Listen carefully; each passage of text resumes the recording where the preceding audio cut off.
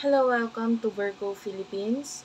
So, ito yung reading natin for Virgo, Sun, Moon, Rising, and Venus, Jupiter, Virgos. Take only what resonates, guys. Of course, hindi ito magre-resonate sa lahat. So, kunin mo lang yung mga messages na magre-resonate para sa'yo. Kung hindi mag-resonate sa'yo ang reading, okay lang yon. May mga ibang readings pa naman tayo. Feel free to check yung ating mga videos dyan sa channel. Okay, let's start.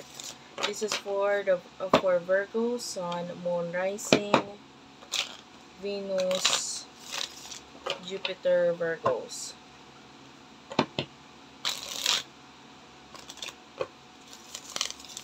Okay, let's start. Kung hindi ka nakaka-relate, nakaka-resonate sa mga sinasabi ko, ibigay mo itong reading na ito sa iba. Okay? Okay lang yon. May mga next readings pa naman or, kung gusto mo magpa-personal reading, Jing Tarot Reader, search mo na lang siya. So, let's start. What do we have here for the sign of Virgo? Love reading. You do have here the Three of Cups, the Six of Blades, Two of Coins, and the Three of Blades. Knight of Coins is also here at the bottom of the deck. Okay, so sa mga nakuha kong energy sa'yo dito, I feel it, some of you might be thinking of like maybe a friend or someone maybe in the past na pwedeng you're trying to move on from this person. Okay, maybe pwedeng yung friend mo nasaktan ka or sinaktan ka, or with the Three of Blades pwedeng may ibang taong nagiging involved para masaktan ka dito sa connection mo with a friend. Not necessarily love related, pero yung iba sa inyo pwedeng, just a friend. Kaibigan mo na pwedeng maybe hindi kayo nagkaroon ng pagkakaunawaan, or may mga sinabi ka, nalaman ka sa kanya na naging dahilan para masaktan ka. And now you're trying to move on from this. Or might be may mga nalaman ka na pwedeng naging dahilan para isipin na, teka lang, kailangan kong i-priority ang mga bagay or unahin muna yung mga bagay na dapat ko talagang i-priority ngayon. So, you're focusing on these things. Kasi una sa lahat, pwedeng masakit din talaga yung mga nararamdaman mong emotions ngayon with regards to this friend or for this person.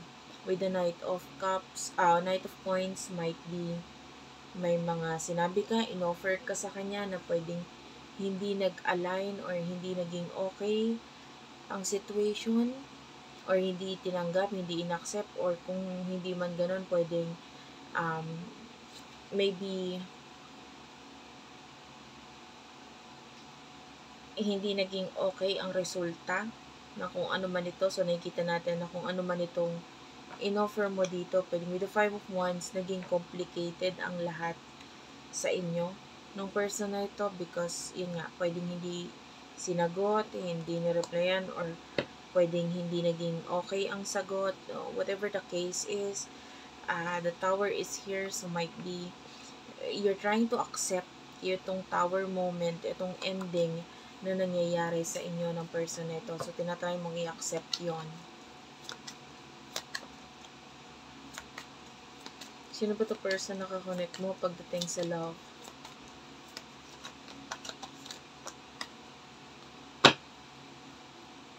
Ten of Wands is here. Six of Coins. I'm seeing a person here na maraming obligasyon, maraming duties and responsibilities. And nakakita tayo ng busy energy dito sa person na to. Like, maybe, hindi kanya mabigyan ng time. So, ang energies pwede, nanlilimos ka ng time sa kanya, pero hindi niya maibigay itong time na ito sa'yo because might be busy itong taong ito. So, pwedeng isa ito sa nagiging dahilan. Tell me more. You do have your 4 of Wands. So, yeah, yung iba sa inyo, this could be work-related. Kumbaga, isa sa pwedeng nagiging dahilan kung bakit busy ang person na ito is might be because of work, career, or something na may kinalaman sa stable sa buhay niya. Like, maybe responsibilities pagdating sa home. You know? So, 4 of Wands is here. Home or family, pwedeng ganun. Or maybe, yun nga, pwedeng may kinalaman sa work. The King of Cups, nakikita natin yung appreciation, a lot of emotions coming from this person with the King of Cups. Okay, nandun yung emotion niya para sa'yo. And, yun nga, pwedeng may problem lang sa ngayon kung bakit nagkakaroon ng katahimikan, silence with regards sa kung paano siya makipag-connect or communicate sa'yo. So anyway, ano ang emotions nyo sa isa't isa na taong ito?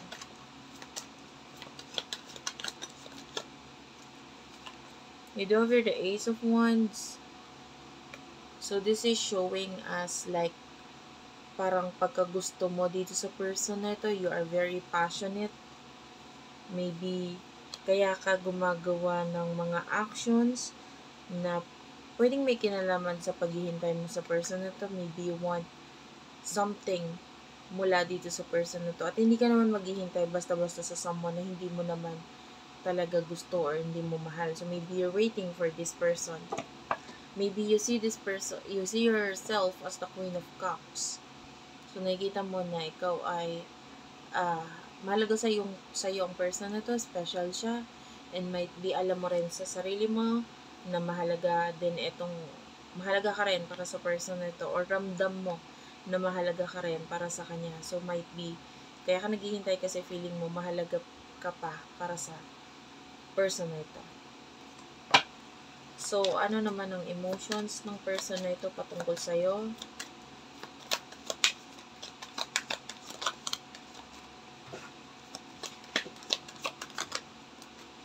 La Forza is here.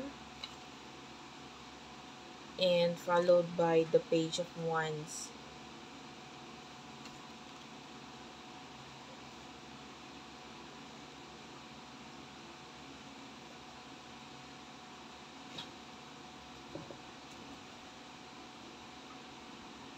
I'm feeling a lot of stress mula sa kanya.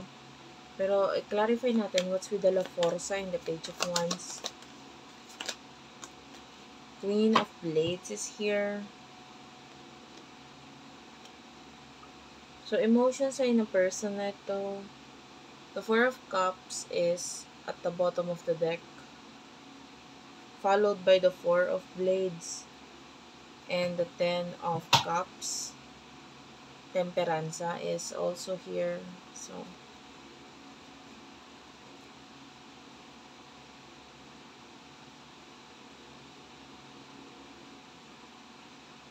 I feel like some of you,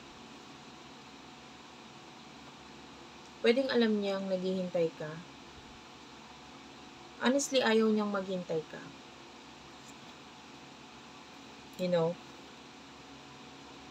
Kung matibay na tong connection ninyo, and maybe there's a connection wherein hindi na basta-basta matatanggal pa or mawawala pa, like maybe communication,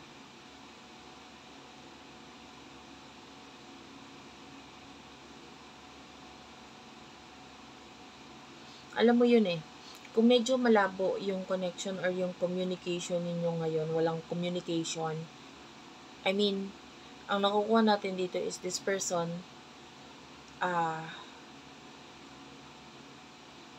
maybe wala din siyang idea sa kung ano iniisip mo or what, but maybe this is the advice for you na don't wait for this person. Huwag ka maghintay. 'Di ba? Kasi sa ngayon, walang kasiguraduhan. Yung iba gustong malaman kailan, kaya anong gagawin ng person na to, etc.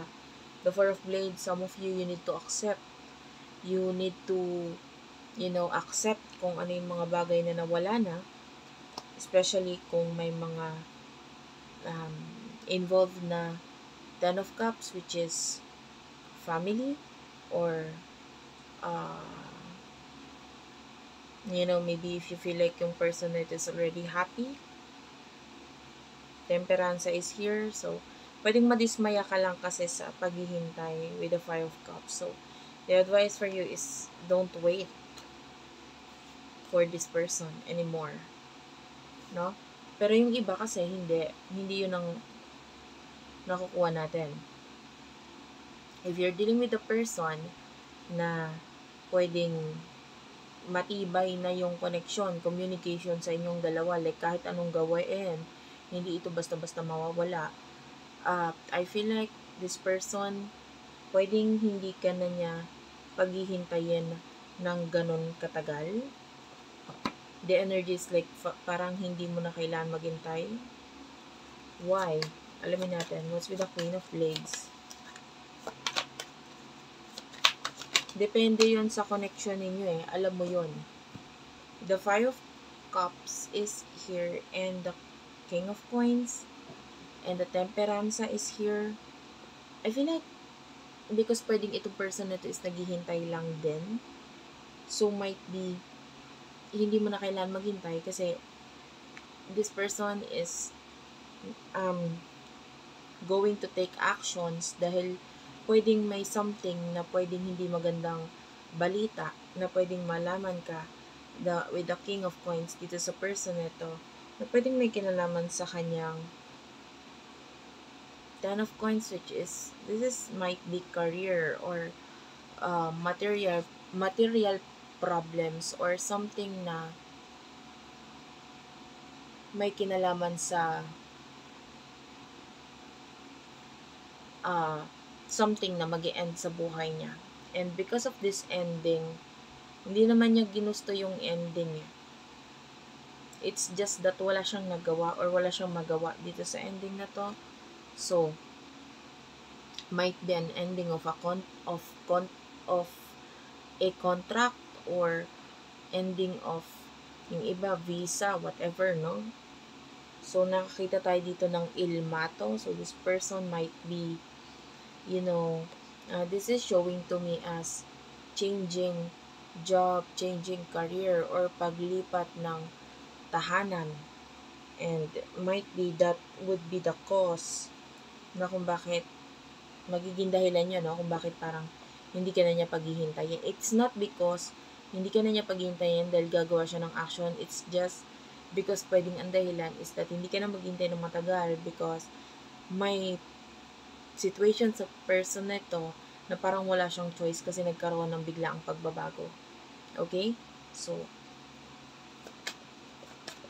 what will be the near future for you? So, dalawa yung nakuha natin doon.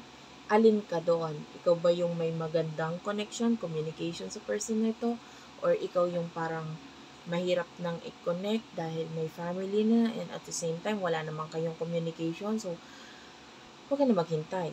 Diba? Focus on yourself. I'm not saying na walang possibility ang connection ninyo dahil hindi naman yun yung nakita natin.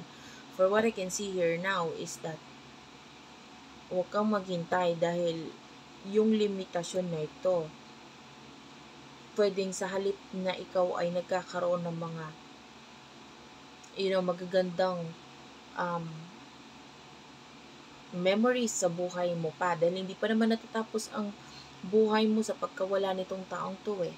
You know what I mean? You need to focus on yourself, self-love, focus on mga bagay na maa-achieve mo pa. And then, pwedeng mas ma-attract mo yung mga bagay or taong para talaga sa'yo. And that is when you start to concentrate on yourself, concentrate on life, on your life. Pag nangyari yun, pwedeng may mas mga magagandang support or opportunity na dumating sa buhay mo. And pwede kasing ma-miss mo yon kung masyado kang nagfo-focus sa pag-attract ng taong ito, you know. And what will happen in the near future for you?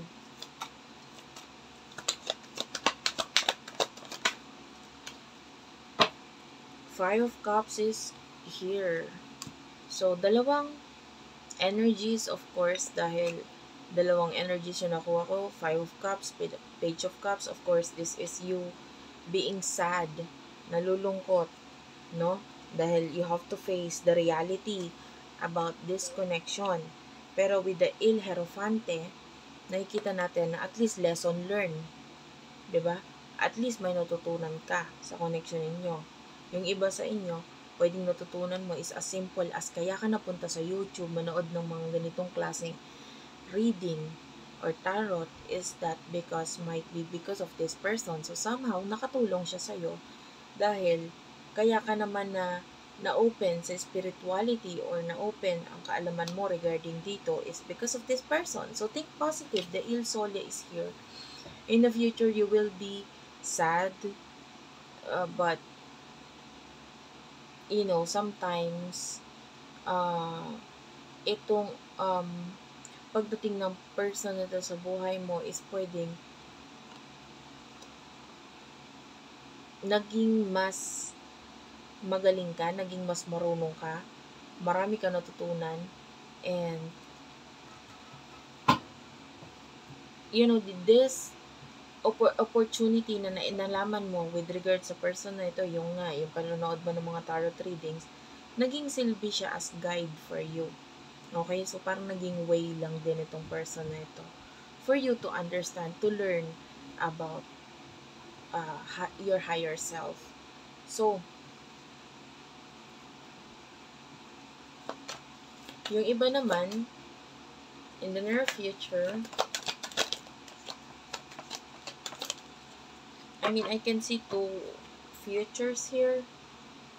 8 of Cups. This is the future for you, for some of you. King of Blades. So, nandito nga, your King of Blades is coming. Your King of Blades is coming. Itong person na to is a very stressed person. Huwag kang mag-expect ng dadating na person sa'yo na masaya, etc. I'm seeing a person who is stressed. Financially, hindi siya stable. With the Queen of Coins and the Page of Blades, might be maramdaman niya na parang inaksaya niya yung panahon niya, yung oras niya, yung pera niya sa isang bagay, sa isang sitwasyon na hindi naman masyadong nag-workout para sa kanya. So, nakakita tayo dito, with the Five of Cups, this person is going to, you know, your King of Blades going to maybe offer you something or tell you something, which is with the Il Hierophante regarding lessons na natutunan niya. And with the Il Sole, this is bringing a positive vibes here na pwedeng you will not feel happy na bumalik yung person nito, but there's a lot of crisis, a lot of problems, a lot of dilemma, and syempre ayaw mo naman na masaktan or malungkot yung person nito. So this is causing a lot of drama in the near future for you. But anyway, you are there as a friend, as a person na pwedeng kailangan ng person mo maybe for support, not financially, but of course a support like someone na makakausap niya at masasabihan niya ng problema niya. Okay? So anyway, that's it for now. Thank you for watching. I love you all and bye-bye.